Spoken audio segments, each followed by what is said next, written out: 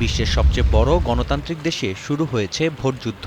৭ দফায় ৪৭ দিনের ভোট পর্বে ৫৪৩ আসনের প্রতিনিধি নির্বাচনে ভোটার প্রায় ১০০ কোটি। সবশেষ জনমত জরিপে এগিয়ে আছে বিজেপি নেতৃত্বাধীন এনডিএ জোট। আর টানা তৃতীয়বারের মতো এই জয় পেতে দেদারসে অর্থ খরচ করছে ক্ষমতাসীন দলটি। নির্বাচন আসলেই জনসংযোগের জন্য ভারতে বেড়ে যায় হেলিকপ্টারের চাহিদা। বিজনেস এয়ারক্রাফট অপারেটরস অ্যাসোসিয়েশনের তথ্য বলছে ২০১৯ সালের লোকসভা নির্বাচনের চেয়ে এবার হেলিকপ্টার ভাড়ার চাহিদা বেড়েছে ১/৩। দেশটিতে নিবন্ধিত বেসরকারি হেলিকপ্টার আছে প্রায় ২৫০টি। সংগঠনটি জানিয়েছে মোট হেলিকপ্টারের ৬০%-এর বেশি ভাড়া নিয়েছে বিজেপি সমর্থিত প্রার্থীরা। বিজেপির বার্ষিক অডিট প্রতিবেদন বলছে ২০২২-২৩ অর্থবছরে হেলিকপ্টার ও চার্টার্ড বিমানযোগে জনসংযোগের জন্য দলটি খরচ করেছে প্রায় ৮০ কোটি রুপি। অন্যদিকে এর ৪ ভাগের মাত্র ১ ভাগ অর্থ খরচ করেছে প্রতিদ্বন্দ্বী কংগ্রেস।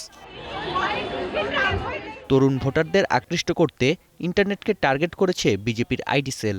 চলতি বছর ভারতের ১,১৯,০০০-এর বেশি রাজনৈতিক বিজ্ঞাপনের জন্য গুগল আয় করে ১৩৮ কোটি রুপি। এর ১/৩ এসেছে বিজেপির কাছ থেকে।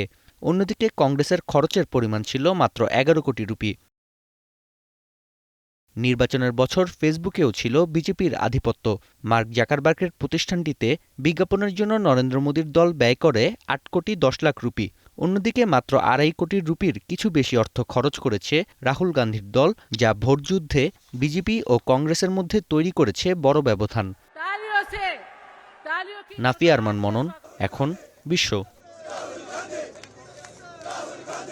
হে বৎস, গ্লুকোজের অভাবে তোমার দুনিয়া এখনো ওলটপালট। এই নাও SMC glucose powder drink bolt. এটা শরীর মন চাঙ্গা করে কনফিডেন্স বাড়ায়। বোল্ট, অন থাকুন সারা